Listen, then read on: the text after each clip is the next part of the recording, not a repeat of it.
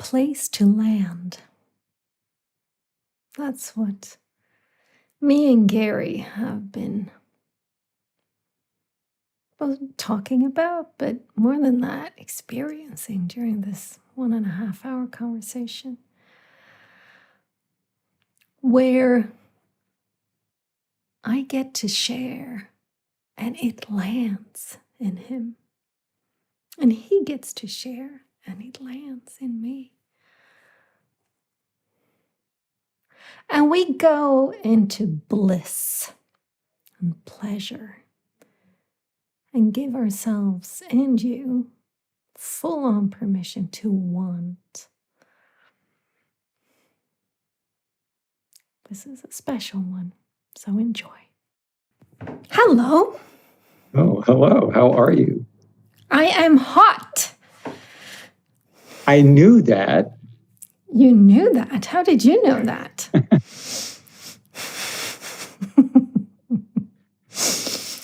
It is 30 degrees outside. And Oh, wow.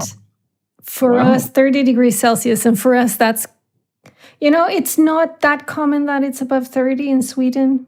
If it's 25, it's a really good summer. And so it's like 25.5 degrees inside. Even though, we keep it closed and shut down and stuff like that. But it's still, it adds up after a couple of days of this heat. It adds up. Yes. So I've been sitting outside in the garden having my lunch and picking some raspberries. Luscious and wonderful raspberries. Yeah, they are, ripe and sunwarm and just, they're delicious. It is a yummy berry. There are many yummy berries, but they are good. But I am waiting for my mulberry. I have a black mulberry tree, and there's a lot of berries on that this year. And they are not ripe yet, but when they are, they are something special. Yes. So the ripening of something special is happening everywhere, it seems. I think so, yeah. And it's fun to acknowledge the process of not ripe yet, but ripening. And to be at ease with that, or relaxed in that, non-resistive of that. And that lusciousness that opens up in its own time. Yeah. Perhaps stimulated by that sunlight or some other nurturance. Yeah. If you don't mind a few blending of metaphors. I don't mind at all. And I mean, it's interesting. There's so much, there's a lot of sensuality in my garden that I pick up on. When I have giant poppies, the big red poppies. And when they, it's like basically this year I probably had 30, 35 like flowers. And the first one, you just go, there it is. And then the next day, there's 10. The next day, there's 20, and then a week later, they're gone. And you just have the gorgeous, the bulb of the poppy is just, in and of itself, it's just gorgeous. Yes. And what color are these poppies? They're red. They are very red. Here comes Pop the cat saying something or other. I think you should be somewhere else. It is hot for him too, I can tell you. They're like, they're a deep red. And they are so, they have these giant petals. I wonder, do they have 5? I I think they have 5, might be 6, but I think they have 5, giant like petals. And they're so floppy in a sense. They're kind of haphazard in how they flop about. There's wind. And so they're just, they are a very, very special flower. I can just totally kind of dive into the experience of them. And then I leave the head of the seed, whatever you would call that, the bulb of it. And then when they dry, they're still gorgeous. And I leave them. So not until next spring will I cut them down. So I feel a combination of things already in this part of the discussion. One is that I feel like we have already steeped as in 2 good teas who are releasing and opening and filling the waters around us. And some of that ripening and lusciousness of ripening, as well as that floppy crepe kind of flowery opening, all of which are next to bliss for me. And, where a lot of times conversation opens but ceases.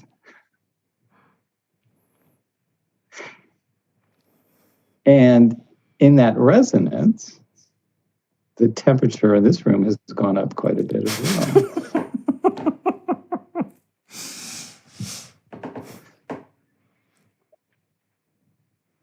And I love the dovetailing, if you will, with the conversation with Frank, although I haven't heard that yet, but saw the brief write-up.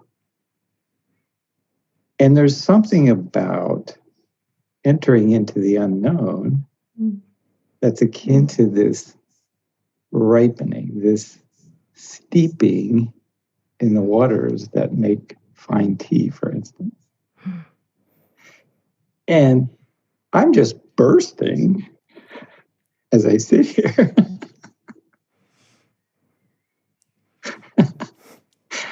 And feel like my body is about to explode, but at least Zoom has a way to sort of confine the particles. I have that option set. So I still appear to be configured.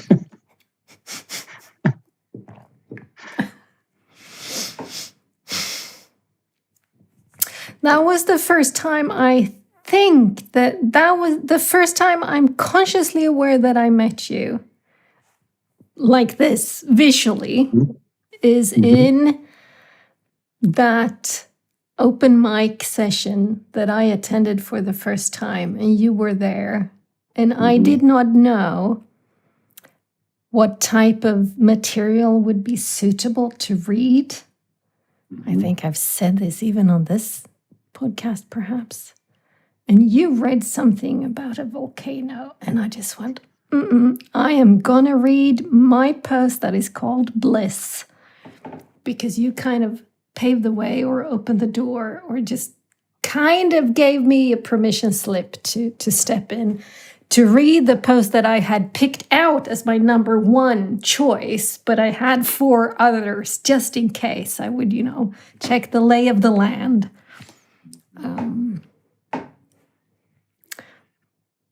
In my reading of that, there was this sense of what we're speaking about here today, too, this sense of naked openness, discovery, blossoming, vulnerability, but not a vulnerability of exposure or deceit, I want to say, or pulling back or problem, but this ripening. So the aspect of vulnerability that is a ripening And it's, again, next to bliss. Mm.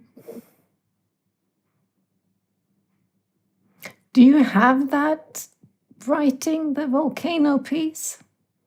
I don't have it near.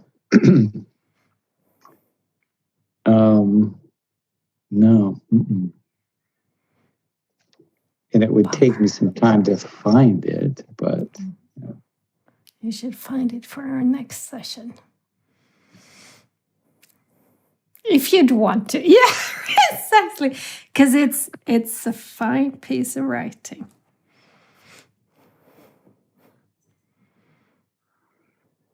And suddenly I feel the color of it.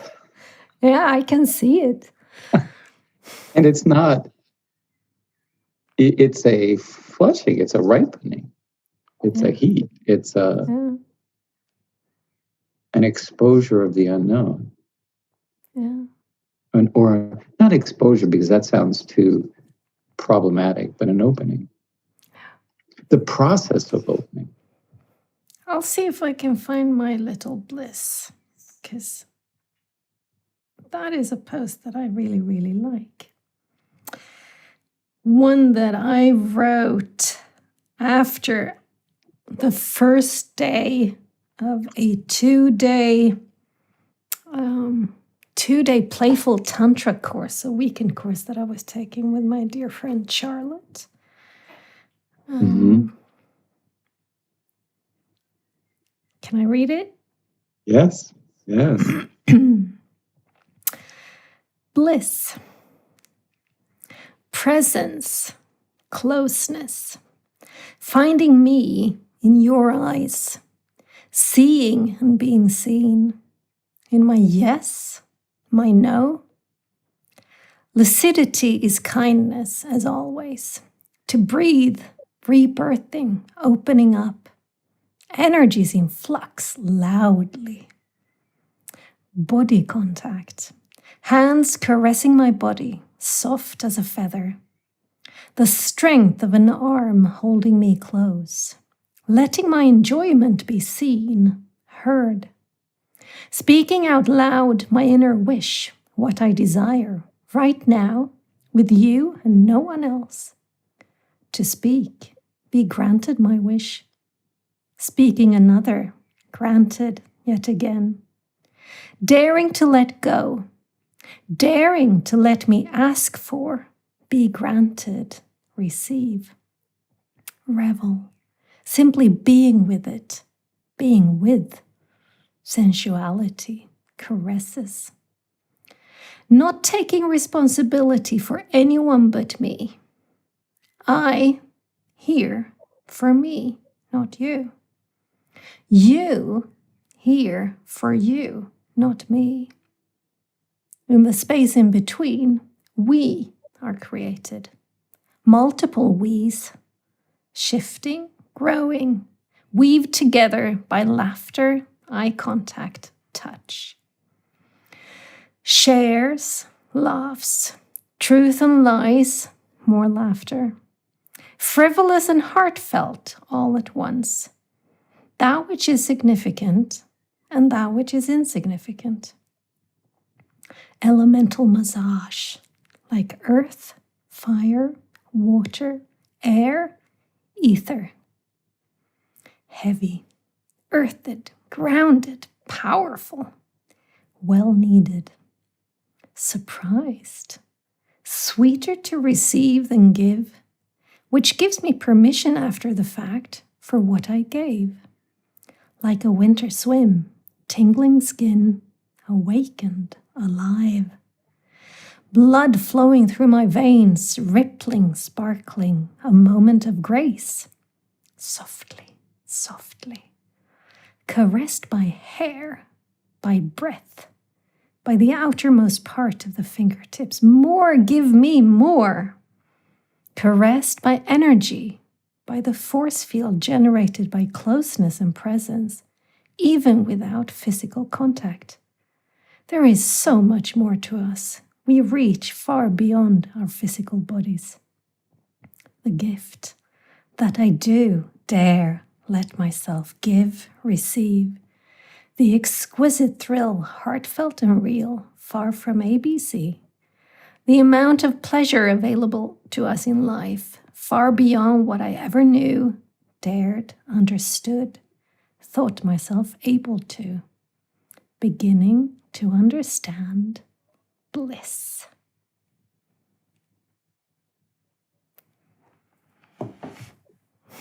It is kind of a nice one, isn't it? Oh, and I'm like taken back to that day. And the use of the word understood, or nice as understood, but quite an understatement.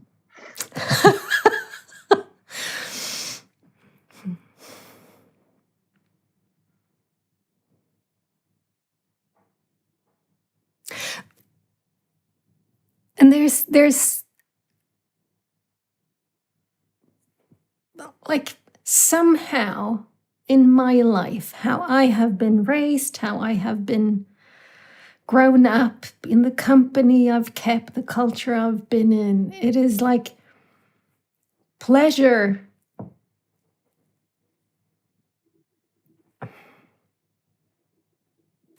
has been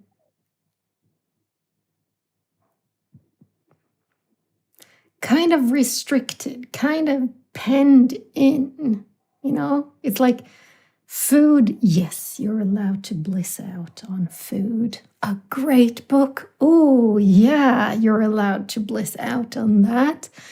The hug of a child, or, you know, it's like, or a gorgeous painting, or a piece of music. Yeah. But not much more physical than that. And not much more intimate and naked than that. It's just not been like a part of the context of me growing up and being an adult. And I'm kind of making up for it somehow, I think. I wrote a piece last year about picking some blackberries on the front. And, you know, I can just, because I feel it, because I live it as I was picking those blackberries. It's like I sense into all that is. And then being me, I translate that into words on paper, because then I see it. Then it kind of becomes real with bunny ears.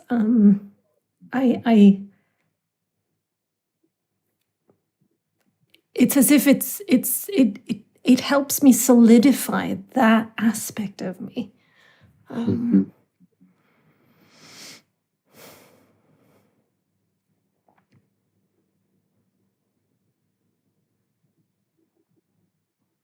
So I am in the wonder of how we as society typically turn that off. That sensuousness. And for me, when I've discovered that in my life,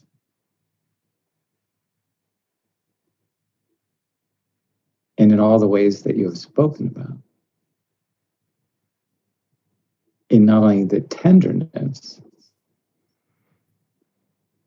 but it's hard to say the right words, the volcano of it. And not the destructive volcano, but that blissful emergence together. And for me, the forbiddenness of that. But when shared in the right ways, no wonder there are people, authorities, leaders who chastise that possibility. And I've had experiences in meeting on one occasion, another woman, where all we had to do was pass by each other. And that tantric nature and sense of volcano, to use that word, even to be a little more specific, the intercourse of it, without touching, without embracing. Also another dimension of what we're talking about. Where does that come from? And as we spoke about a bit last time, I think that potential is in the air everywhere we humans go. And, you know, the fireflies at night are not the only ones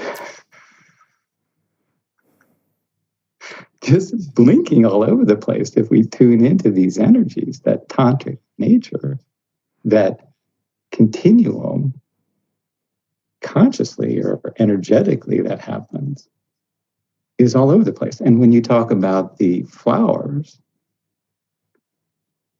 and one day there's one, and the next day there's 10. It's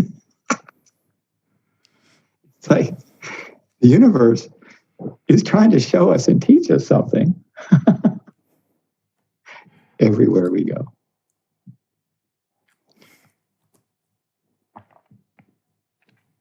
And the fullness of embodiment and the opening of embodiment and the potential of our own neurological experience.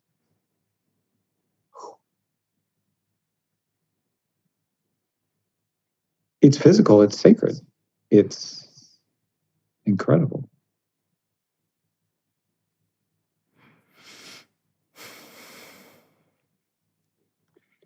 And part of what I wonder too is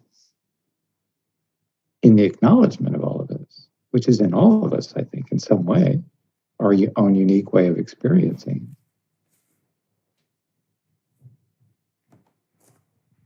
How does this bring acceptance of it, of ourselves, of individuals, of our bodies, of our sexuality, of our natures, into embodied okayness, acceptance, love, and in the right ways, fulfillment?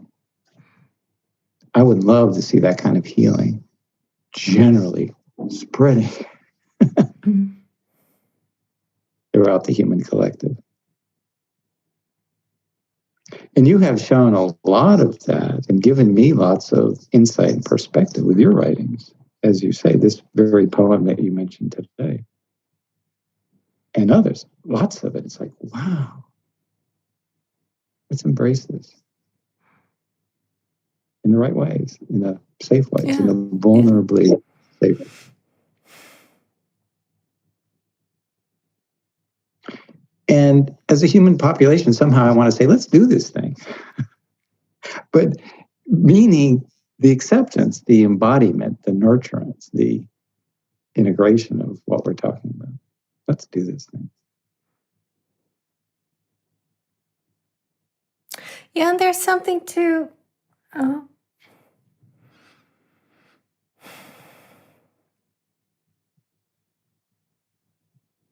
like two aspects. One, I've read The Erotic Mind by Jack Moran. Is that his name? Yeah, Jack Moran. It's over there. Mm-hmm. That speaks a lot about the erotic mind. And again, there's to be that erotic sensuous energy, it is like the pulse of a battery. You know, it's like there's a tension, there's a current, there's something that happens there. Mm-hmm. And forbiddenness or breaking of norms, or you're not supposed to do this, or those aspects can be part of what makes that current like zing. Mm-hmm. So reading his book, I see how there's this there's that aspect to consider, this aspect of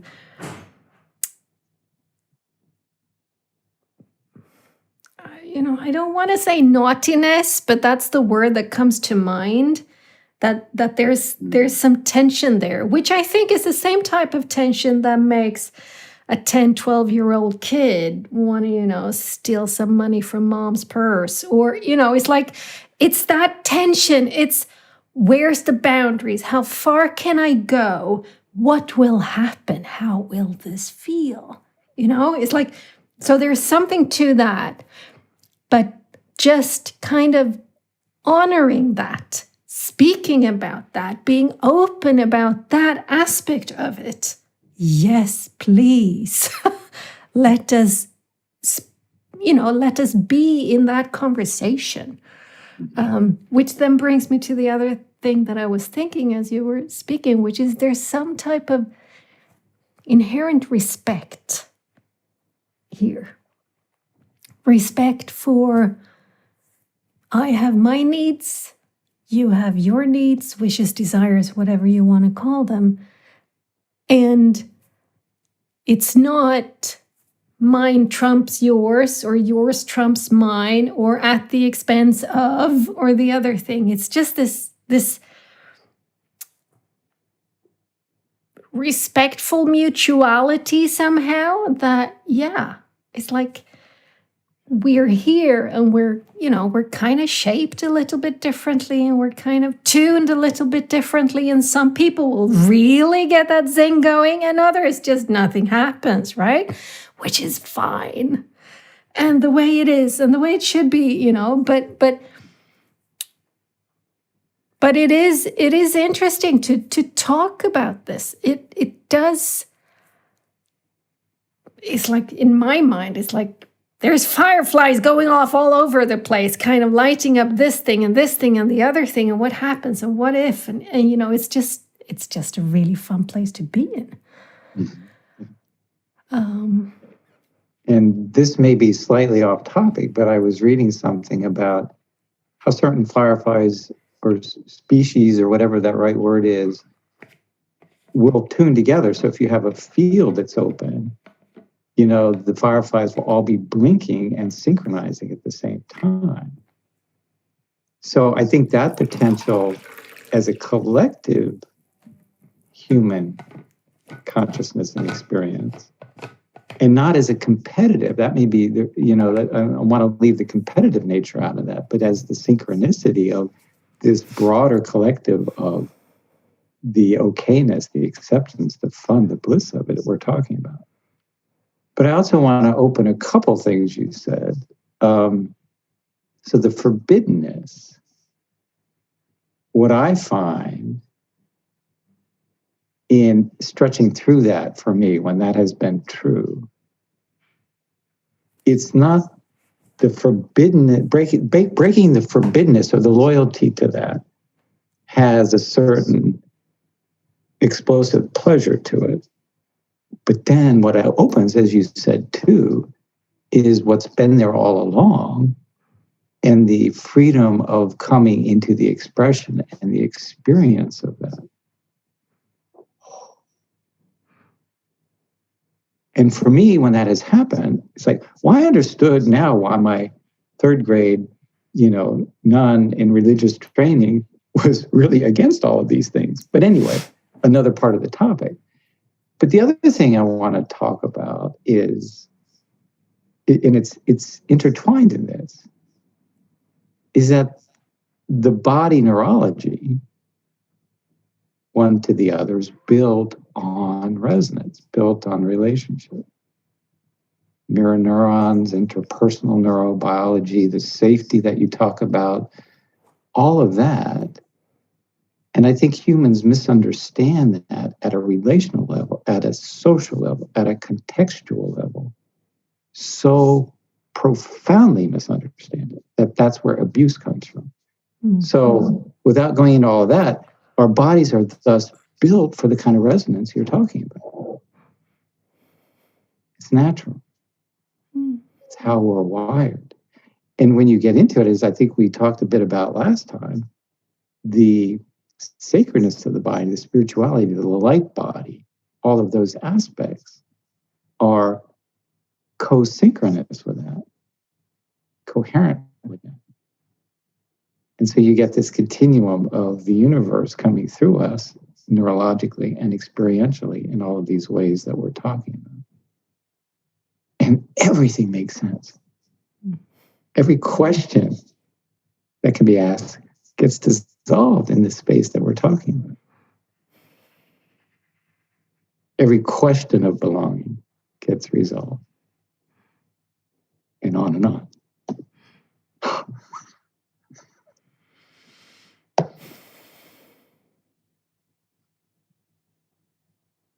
And I'm sweating talking about this in a good way. I mean, it's the energy, the resonance, the explosion, the neurological continuity, that started steeping when we first started talking and started talking today as well. So I'm broadening that. Yeah. And that resonance is available when, in many situations, which is another part of the topic, and not saying this should happen everywhere, because it doesn't need to, but yeah, it's there.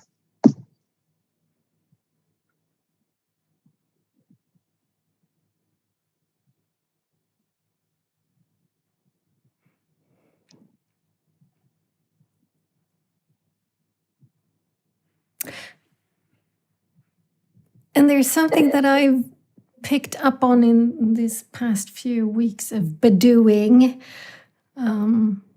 where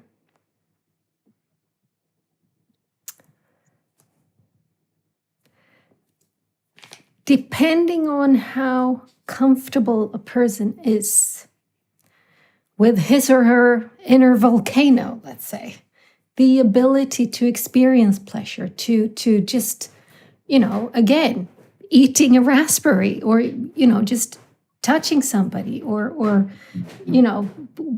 it doesn't have to be full-on sex to be that. It's like all of the shades of that, depending on the level of comfort, of ease, of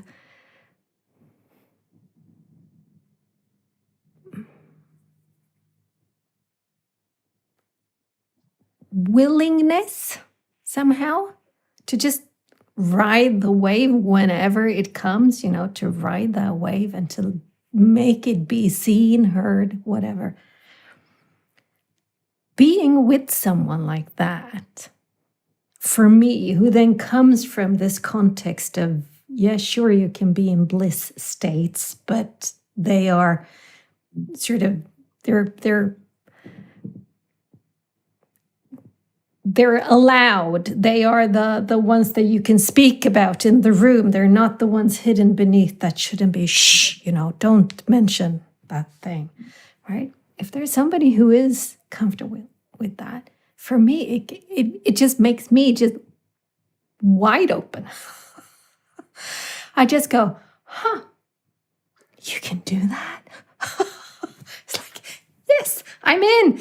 Oh, it's like trying on a new dance, with steps that you don't really know. You're looking around you, seeing, okay, how are they doing this thing? How can I do this thing?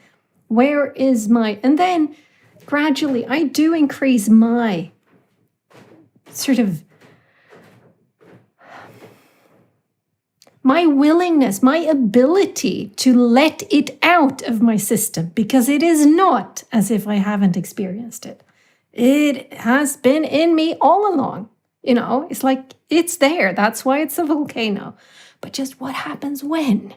It's like, ooh, because there's a different feeling within when you let it out.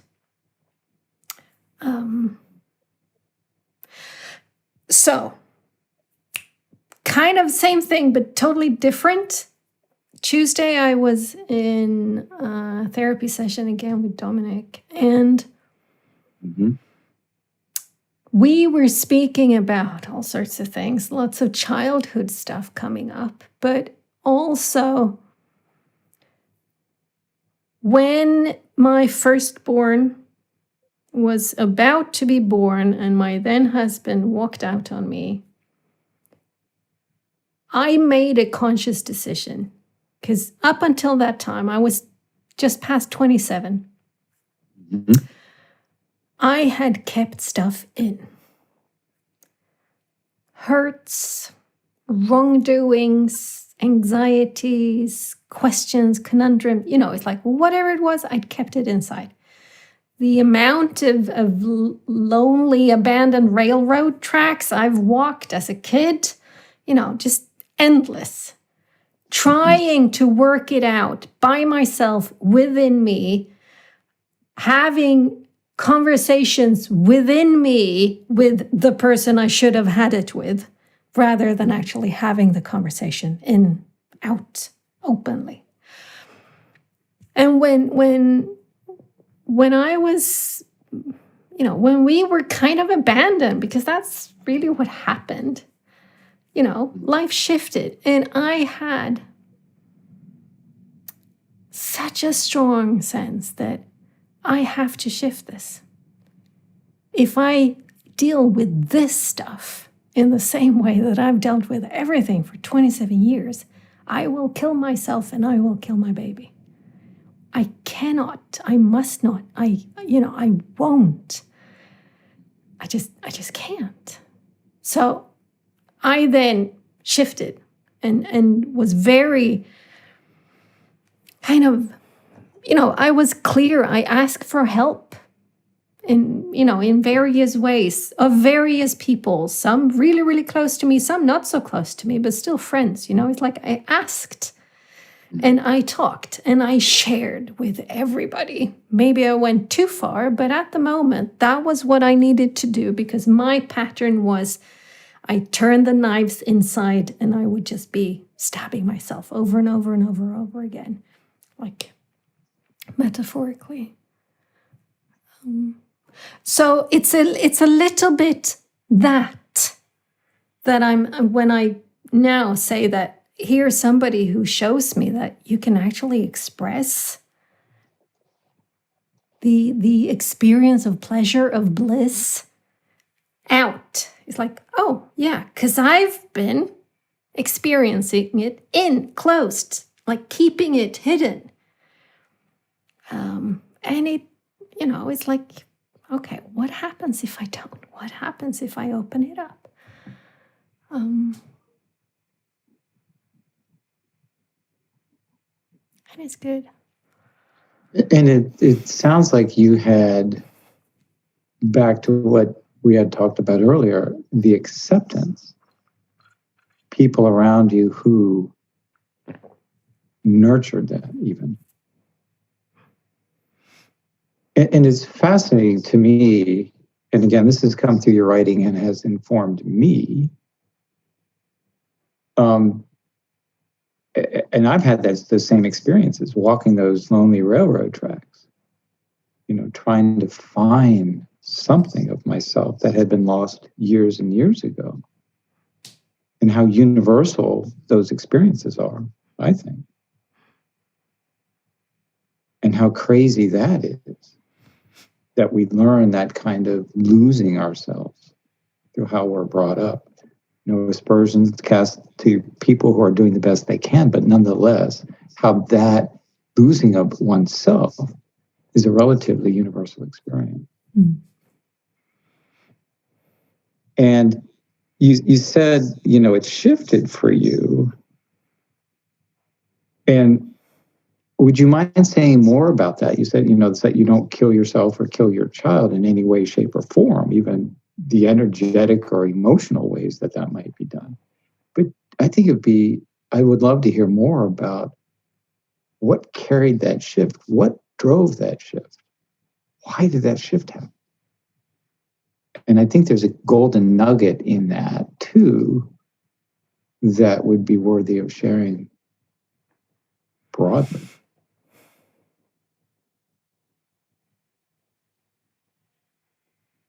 So I think it's I've spoken about this before, but when he called, my first husband called and broke it off with me, Mhm. I spent about 24 hours wishing that he'd come back, he'd change his mind. And once that happened, it was like there was some type of acceptance and finality to that. Mhm. What I did then was, again, I did ask myself, do I like who I am? And I think this aspect of me is one of the aspects of me that I said, no. I kept things in. I was negative. I could find faults. And imagine if I can find faults within, I can find faults without. It's like, check on that one, right? World champion. But I haven't thought about this. So it's interesting because for me, I have just said it as I didn't like who I was, and I've put that thing that I was the most negative person in the world, the most negative person I'd ever known. But Mhm.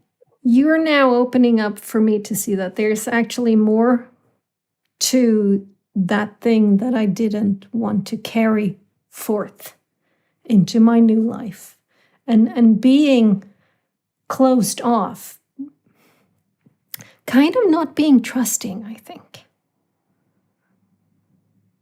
that's Mhm. probably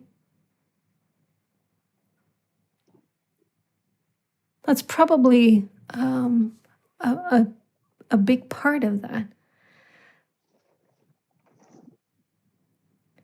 And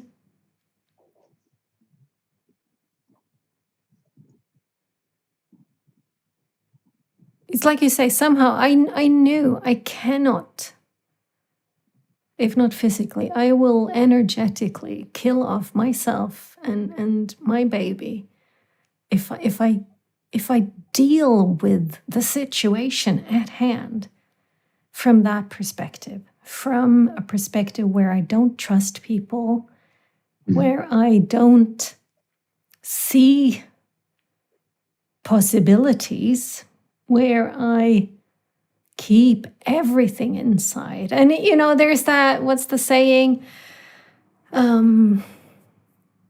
Being angry at somebody or hating somebody is like taking poison and imagining the other person should die from it. It's like, yeah, you're poisoning yourself, right?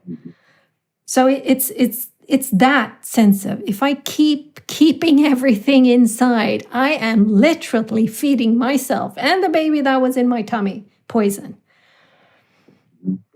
And if we continue to,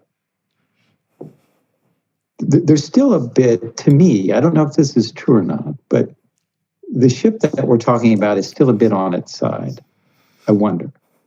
And there's something else. There's another golden nugget, I think, that you really did that righted the ship. All of this, not trusting, not seeing, not living outwardly, and wanting all of those. And perhaps it's that wanting all of those that is really that part of that volcano. I want to trust. I want to be seen. I want to see potential. I want to live. I want pleasure. I want bliss. And I wonder if that was really what was emerging and saying, yes, I don't want to not be trustful, and I don't want these negatives, but I want.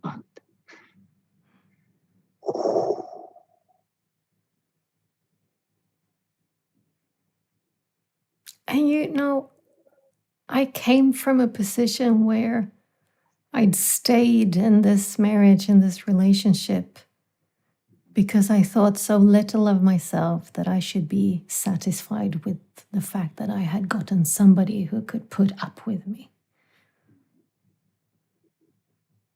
I have my parallel with that. I think many people do. Yeah. And not diminishing you or I, but just broadening that for the collective. Yeah. So, so as the pregnancy had carried forth, there were moments of me just realizing I want to give my kid a childhood that I cannot give her. So, it's like, how much of that was then the crucial ingredient that made me like grieve what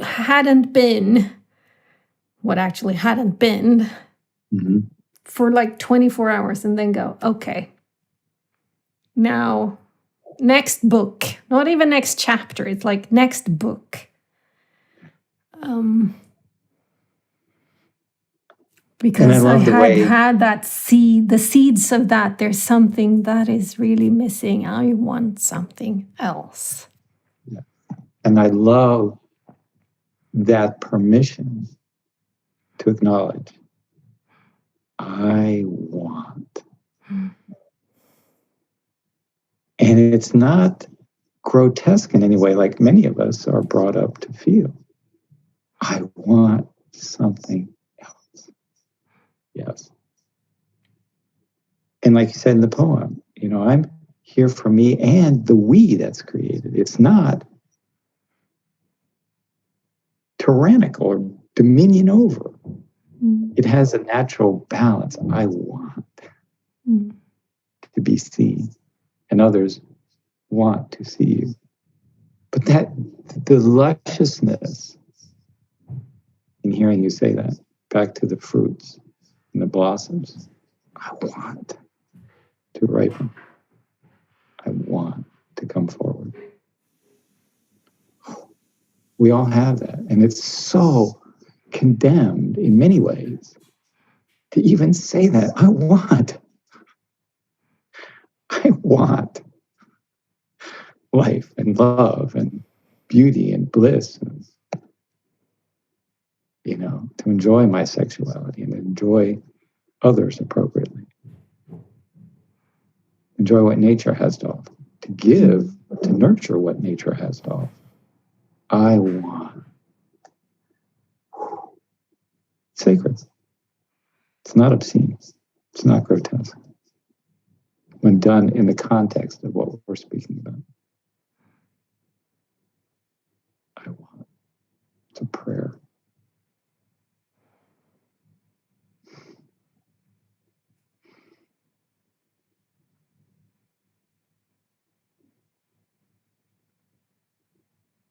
And it brings tears to my eyes to say it in that way. Here too.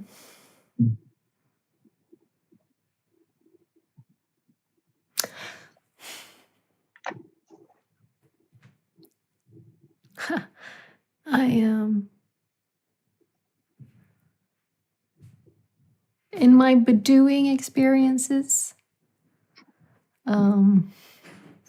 this masterclass in interpersonal relationships, or whatever it is,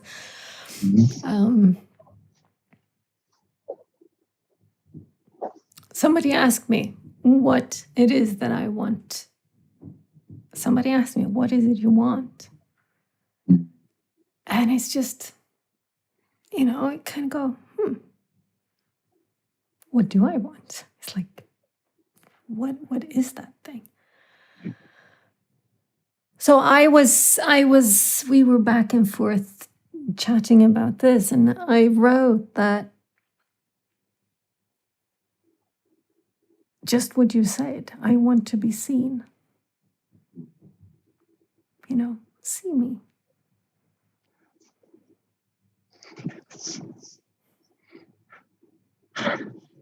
Thank you.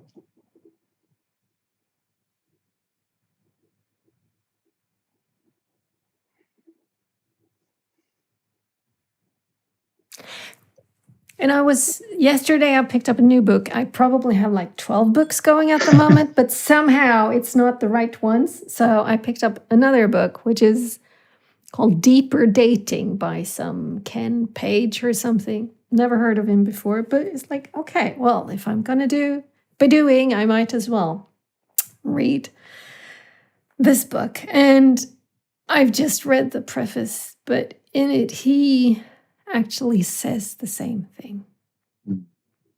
He says, it's okay to want to be seen.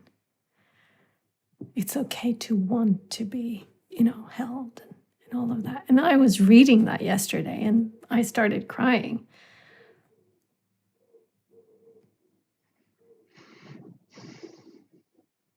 Because you're right, we have somehow, it's been thwarted, right? It's like, it's okay to want the new car, the new iPhone, the bigger house, the better pool, I don't know, whatever, handbags for X thousands of dollars. It's like, or the Thailand trip or the Florida visit, or, those are kind of allowed. Speaking again on this bliss topic, it's like those are allowed things to want. Mm-hmm. But if you want love, if you want to be seen, if you want to be in a relationship, then you're all of a sudden like clingy and needy and this and that and the other thing. And I read that because he was writing that. And I just went, yeah, here's a little facet of me where I can do gentler towards myself. Mm-hmm. And in my experience, many times when we're innocent as kids and express a want, we get shamed for that. And we learn to go, oh, that's bad. I shouldn't want all those things you said. I'm needy. I'm clingy. There's a parent going, oh, I don't have time for you right now. Get away. Go to your father. Go to your mother. Whatever. We learn that so much. And again, not casting aspersions at parenting across the board. It's just how we pick these things up and learn it so innately because of the resonance that we talked about earlier as well. And yeah, so to be gentle with yourself in that. Hey, it's okay.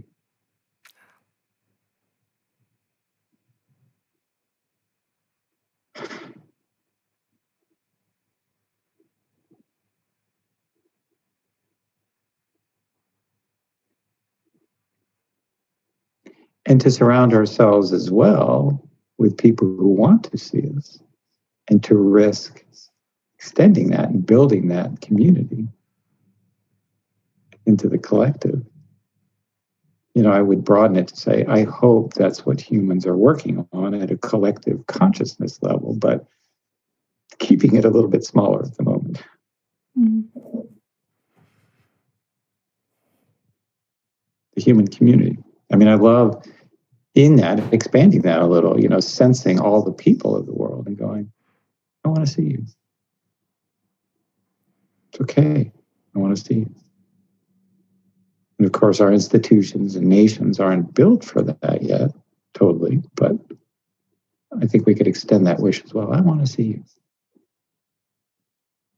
Yeah.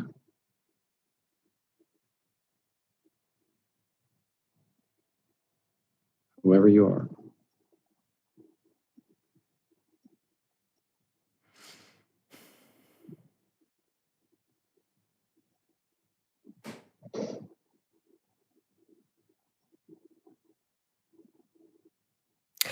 And there's a link here to the shame aspect for me. Mm-hmm. So I was in a call with Dominic Saturday morning, and he asked a question. I started crying because he's like a conduit for me now. He's like, he knows just, and then And I let myself feel all of that things that I hadn't let myself feel for the past 2 weeks or whatever it was. And then I was in a Zoom conversation with Allison afterwards, and I was telling her about this, and she looked at me and says, he really sees you. And it's like, yeah. And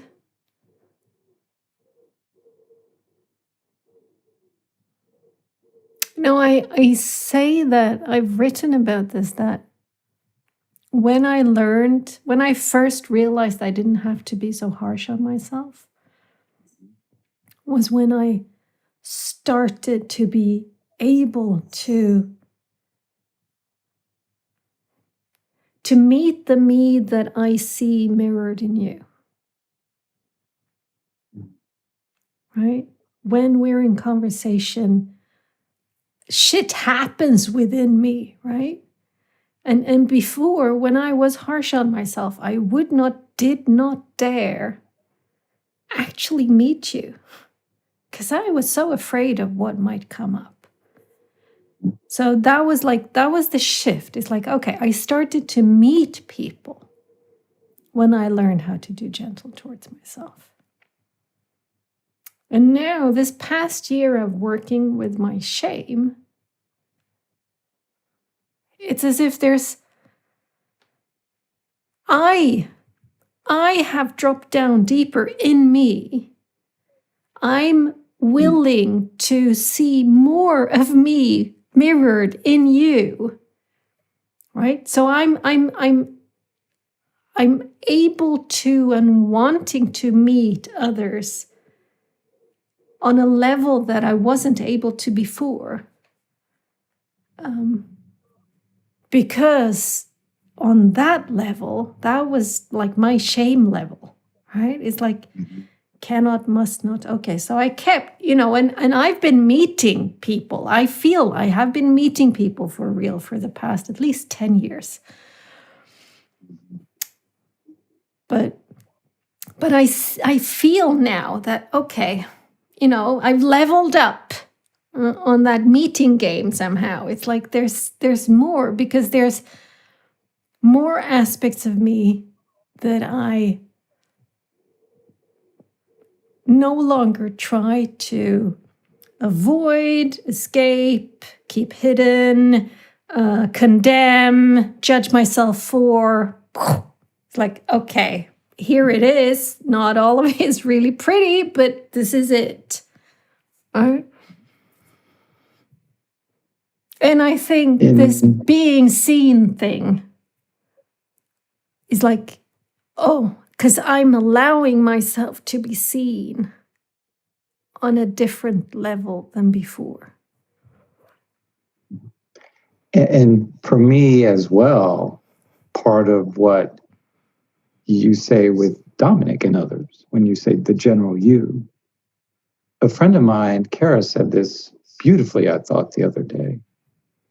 And you're saying the same thing, but I just adding these words to the conversations. She said, no matter what it is I give, or who it is I am, or what it is I say, what it is I open of myself, in you, there's a place for it to land, a place for it to be received. And there is the depth of a new intimacy, I think, that we're also talking about. And the same with you. When whatever I say, there's a place for it to land in you, and not just be passed over or ignored or diminished or made irrelevant in any way. It's received. And whether it's my fear or my shame, whatever those elements are, to have that received and to be able to share that relationship, that receipt, if you will, that place for each of us to land in ourselves and in the other. Oh,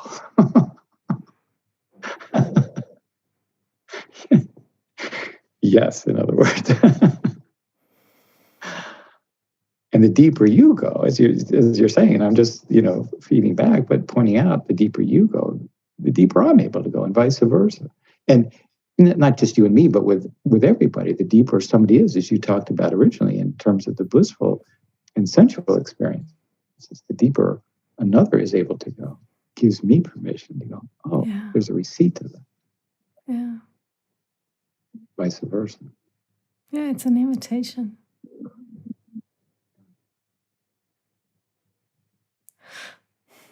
Again, I'm always broadening, but for us as a human community, to develop that same inner depth so that we can have ourselves landed in ourselves and offer that to people, generally speaking, our children, our spouses, our friends, our neighbors, our human brothers and sisters, across the world when we meet them, or even energetically.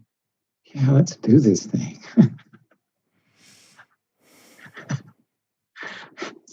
We'll have a place to land. Ah, yes.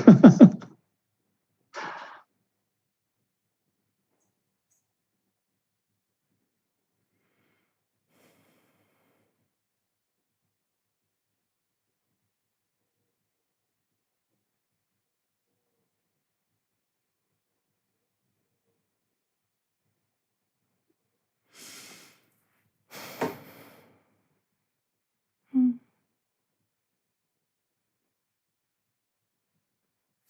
And it's interesting to hear you say that. I had a conversation with a friend who shared something that she's only shared with one other person, and she wasn't getting what she needed.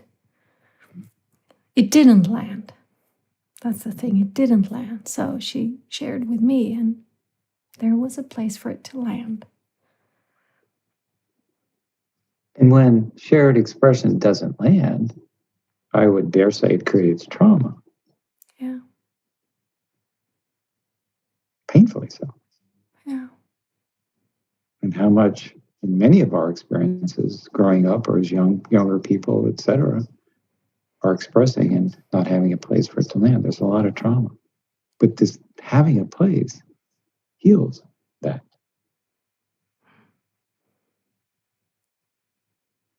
It heals it.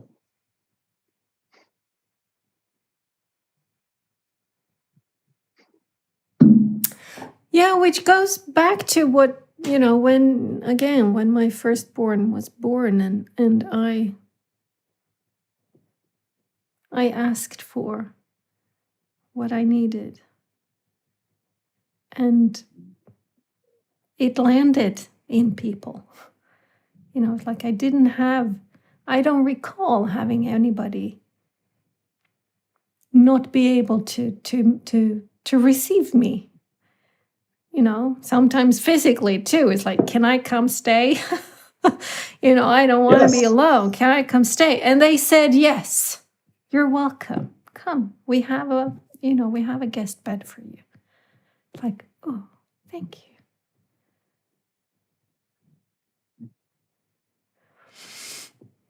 Mm-hmm.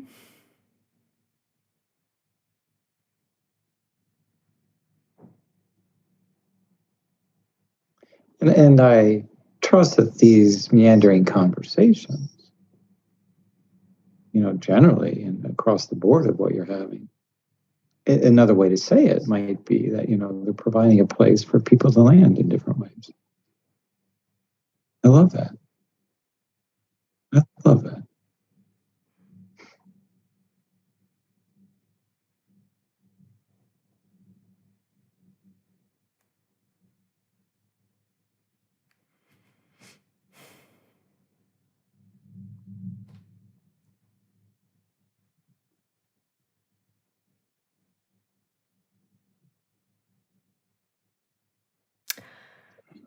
So I'm feeling the same thing that I very often feel in therapy sessions with Dominic. It's this. It's a type of loving and grateful sadness somehow. Mm. You know, it's like there's some sense of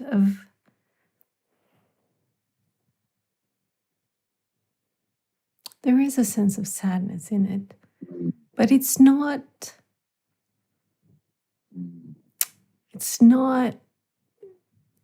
an acidic sadness. There's you know, there's calm to the sadness. It's just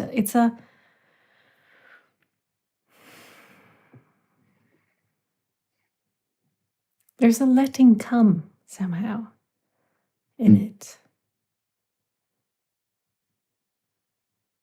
that is interspersed with these very vibrant strands of gratefulness, of gratitude, of just, wow, I have a friend like Gary.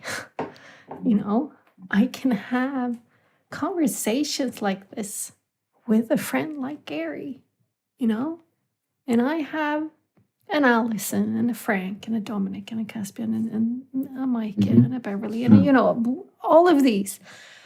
Yes. And us with you. And also with me. And I just... Yeah.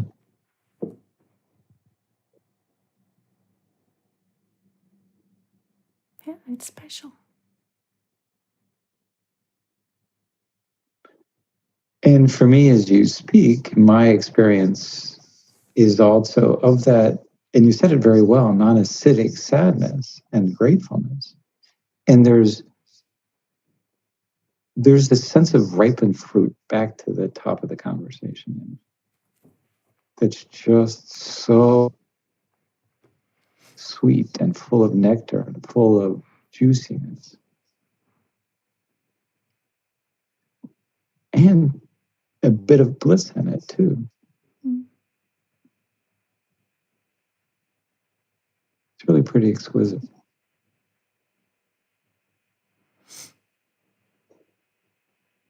And to hold all of that together, I just want to say yes. Yeah, it's a sense of this feeling. It's like a basket. It's like it's a hand woven basket of willow, full of fruit, and it's, you know, it's like it holds this fruit in it, and that's the energy of it. You know, last time I was like bouncing off the walls and floors and whatnot, just with this astonishing feeling of loving life, of loving being me, right? It has a totally different energetic vibe.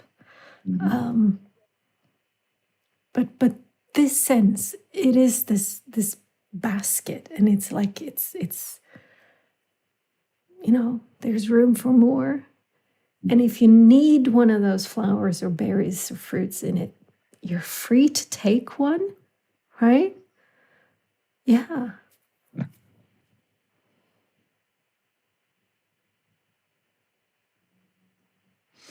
A cornucopia.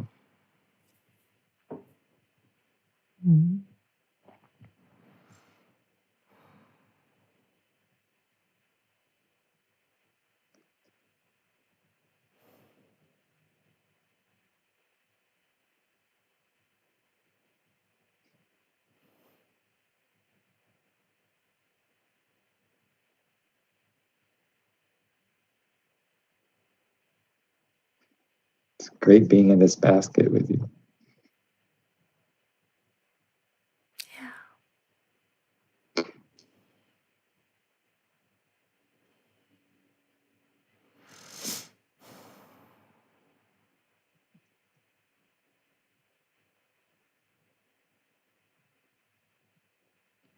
We have a saying in Swedish that is called balsam för själen.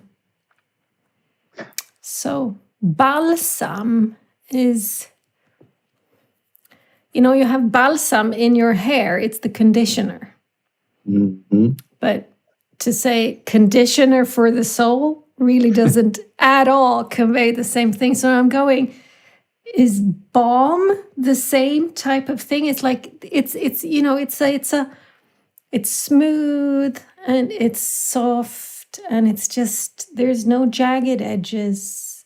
There's love and acceptance and tenderness.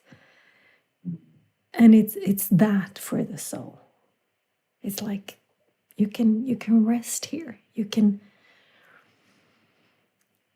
nourish yourself. You can regain energy. You can heal. And be ready for and nurtured for and energized with and resourced with and for the next volcano. Yeah. Oh, yeah.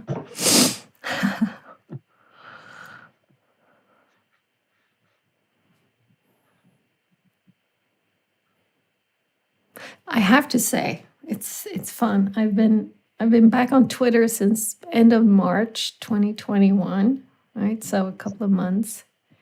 And just the other day, I started to discover this little sensuous, erotic, lust-filled, pleasurable aspect of Twitter. There's like a hashtag called haiku lust.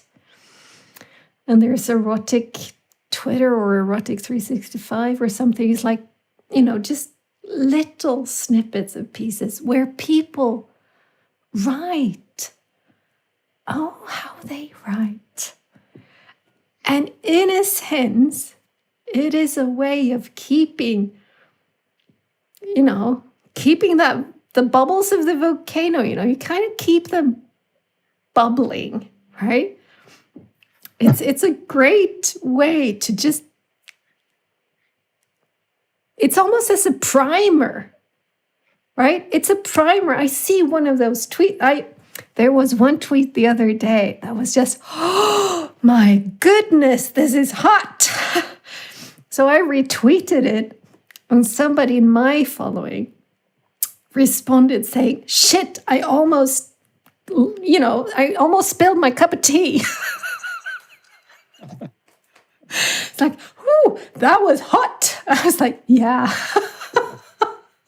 It's just, more of this to the people, right? It's like, yes, bring it out, bring it forth. It's like, and that's what I wrote that. I said that it's so wonderful to see this aspect of humanity, of life there as well, because it makes Twitter wholer, more whole, right? It's like, yes, this aspect of us has to have a place there too. Right. Place to land. Mm-hmm. Yes. A place to land. Yeah. That's a healthy use of technology. Yes. Yeah, it's quite, it's like people are so skilled. I'm so impressed by people. What people can create, words they can string together in ways that makes people almost drop their, teacup. Because it's just, oh, shit, I know precisely where that landed in me, right? It's like, oh, shit. And this gorgeous. Yeah, it is exquisite. That's the word. It is exquisite.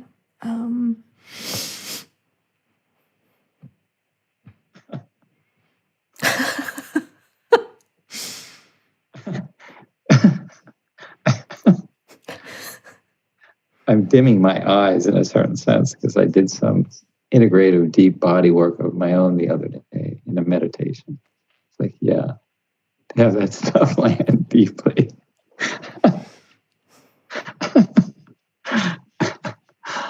Oh, it's all here. Yes.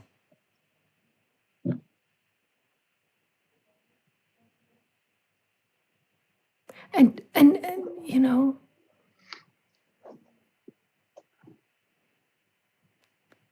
to like somehow come into the embodied sense of that. There's more stuff going to our brain. There's more signals going to our brain than the other way around. Because all of the gazillion nerves on our skin, just that is, it's like kind of our brain isn't this thing inside the head. It's like it is throughout our bodies. It's like there's constantly signals going in to the brain. Is like there's information, and there's a lot of shortcuts where the signal doesn't need to go all the way up to the brain. It's like I'll send it from my hand to my foot. That's, I'll just do that right off. It doesn't need to go that detour up to the brain. We can work this out, right? So we're like a distributed network of intelligence, I guess you could say, of embodiment. Mm-hmm. And I'm picking up on more. I'm consciously, I should say, becoming more aware of my body, of more parts of my body, which is a kind of a fun way of being in the world. Not the least when you're reading haiku lust on Twitter, but it's like, I go barefoot as much and as often as I can, outside, inside, wherever. And it's the same. There's so much sensation. It's like I'm with.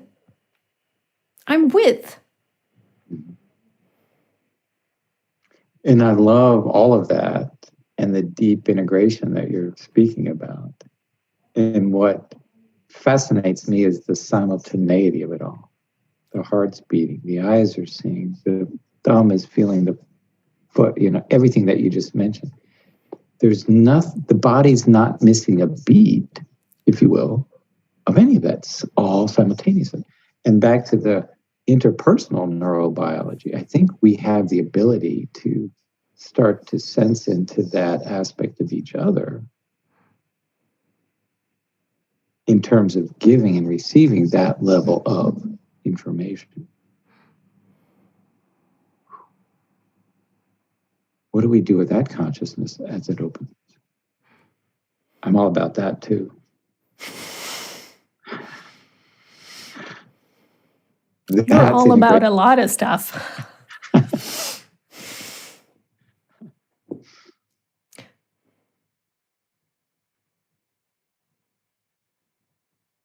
Oh, so now my leg started to tingle.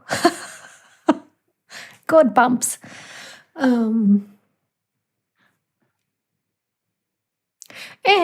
so now I'm like kind of connecting back to what your friend Kara said. Mm-hmm. That landing place. I wonder if that's not also linked to this aspect of kind of coming into, like,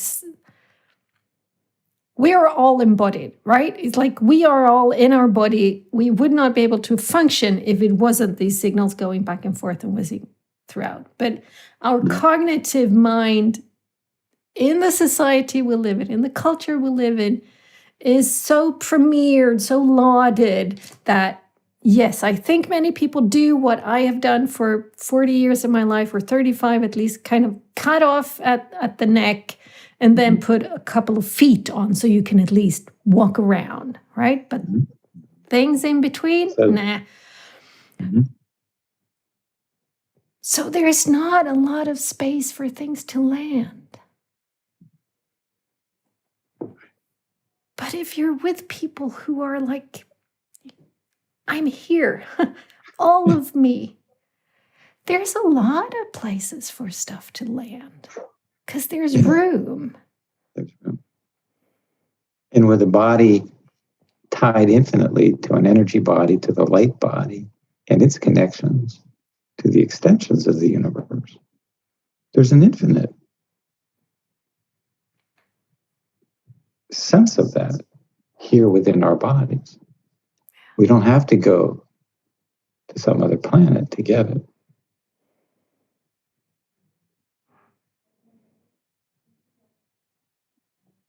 Mm.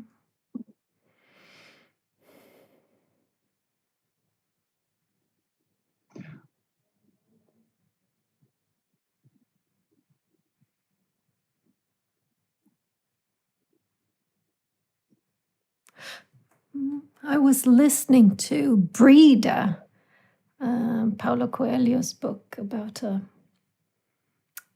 an Irish witch, you can say, an Irish young lady. And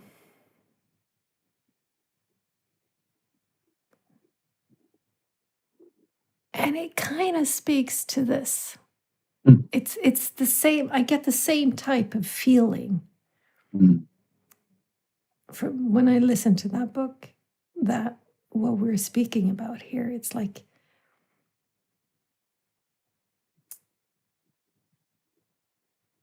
there. It's like in every one of us, this potential, this ability, this room is there. And when it's not in another, those who have that greater depth can sponsor that, can share it, can help to show that completion in somebody else. Yeah. And that's what happens. It's like it's some type of initiation training and initiation in the book. And it's like, so I wonder at that, because I've been thinking about initiation a lot, and there's a lot of like talking about it and stuff. It's like, because I live in a culture where a lot of the initiations into coming, out of childhood into teenhood, coming out of teenhood into adulthood, coming into, it's like there's a lot of initiations that have gotten lost along the way or kind of diminished, not like, it's like the fullness of them, the richness of them, the possibility to give nourishment of them as like, okay, no, it's a pill. No, give me the spread, right? Give me the table, the buffet table. That's what I want. I don't want but we've condensed it all down to this pill. You can swallow it after dinner and you're fine. It's like, no, right. I want the buffet. And I wonder how much that impacts our then the ability to kind of turn into walking, talking heads and not have this room for stuff to land in. We objectify the event instead of this depth of experience and acknowledgement that they were originally intended to do. Yeah. This level of, I want to see you move through this period into marriage or adulthood or whatever the conveyance is.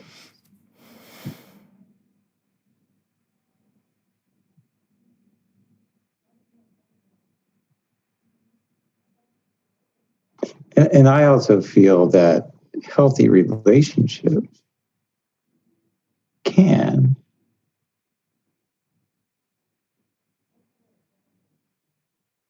really, at all times, with the right intent, or most of the time, be this kind of healthy initiation. Who are you becoming?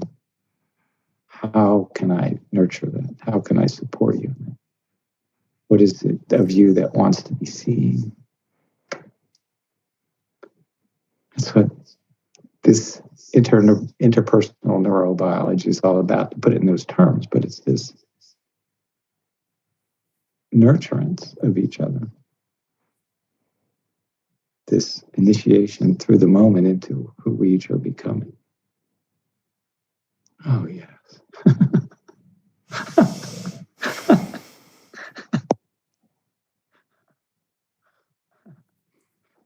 Yeah. Well put. Why not? Why not? And since we're in relationship of all kinds at all times, no matter what, yeah, let's make them healthy. Yeah. This healthy nurturance basket of fruit. Yeah, and kind of, realizing that I don't need to feed from everybody's basket, right? It's like there's basket with stuff Yes. that I don't need that right now, but the neighbor down the street is dying for it, right? Right, right. Well said. Yes.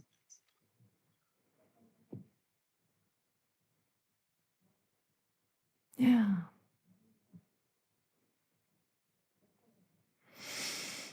Hmm.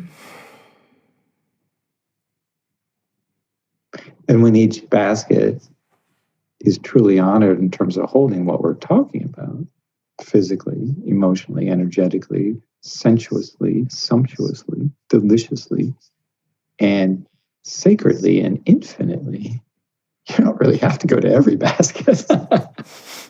It's Find okay one. to try as many as you. Let's farm to fork, if you will, takes a whole different meaning. This basket is good.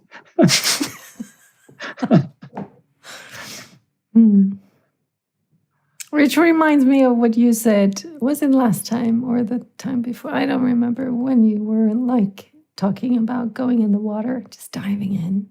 Yeah. Just dive in.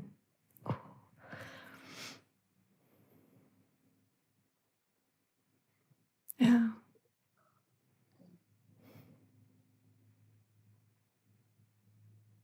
The waters of Mother Earth that in effect have been around for billions of years. The embryonic field of that, as well as what we talked about. Oh, yeah.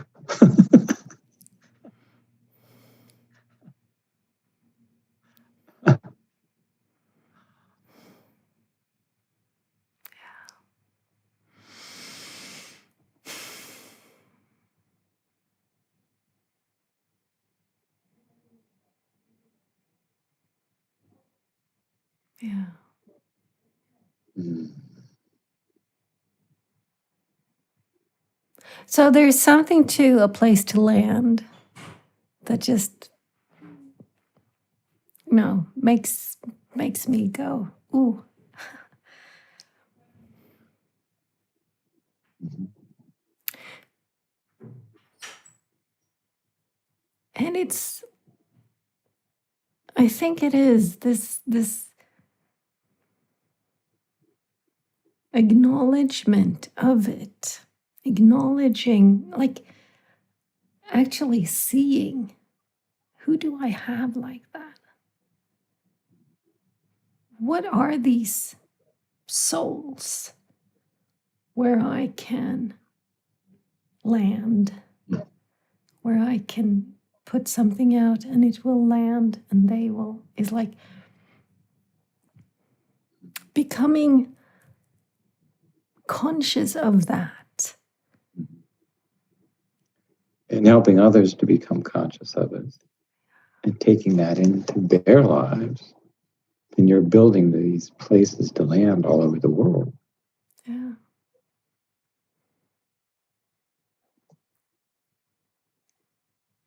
Nurturing all the baskets. Yeah. Yeah.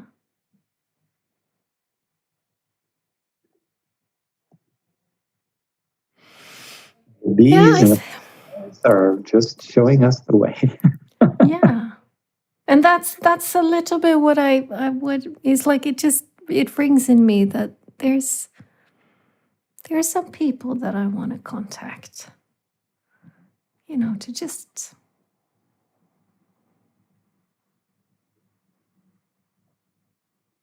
share that, to just let them know that that is what I perceive, that is what I am gifted with, right? It's like there's Right. Because again, we want to be seen, right? Yeah. I think we all do. Yeah. There couldn't be so much shame and trauma in the world were that not to be the a priori fabric, if you will. Mm-hmm.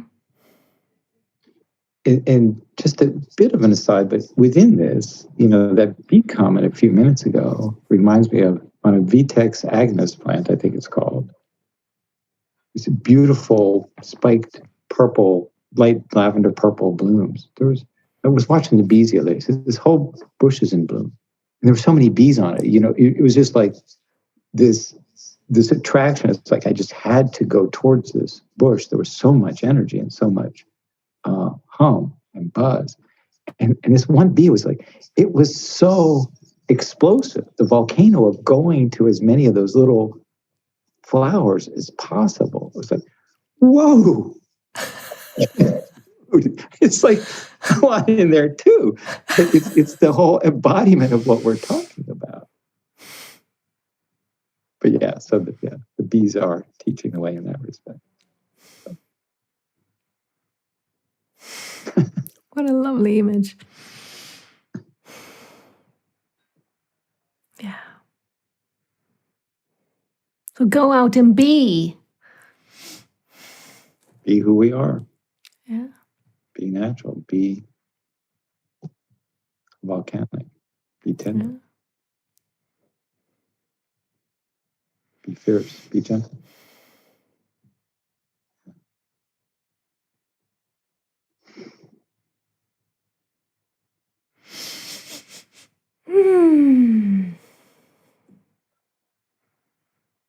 It's great swimming with you.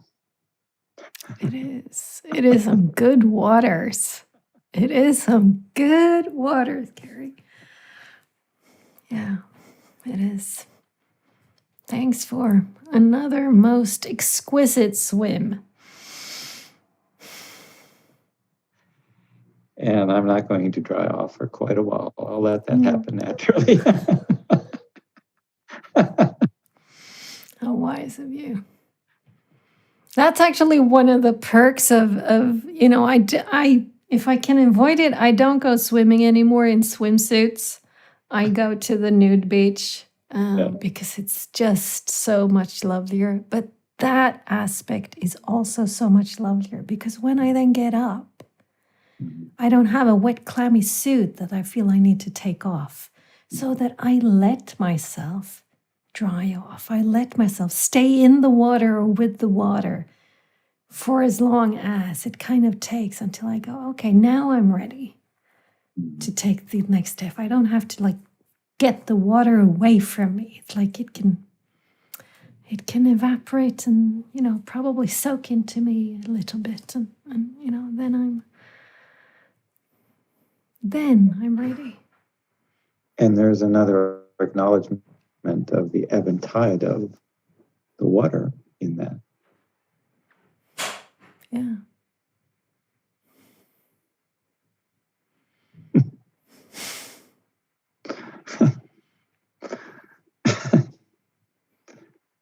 The ebb and tide.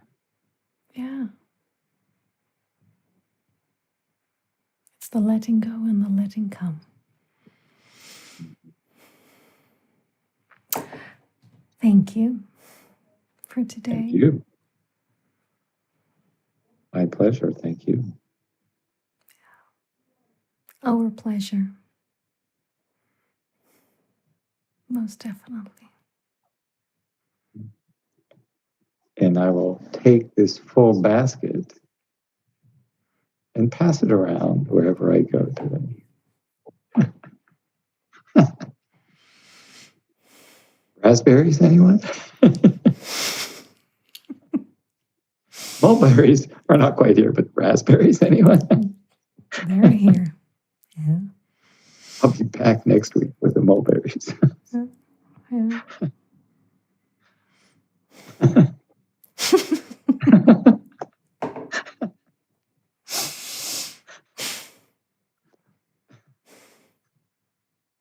Sweet dreams. Bye, my friend. You keep popping those raspberries in and offering them. I think you will do good deeds. Amen. Take care, my friend.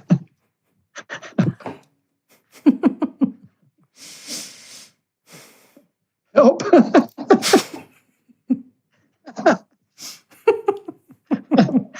Not really, just kidding.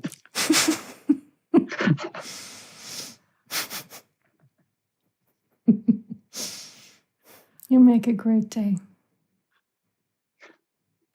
I know I will. The rest of it. Take care. Enjoy. Bye.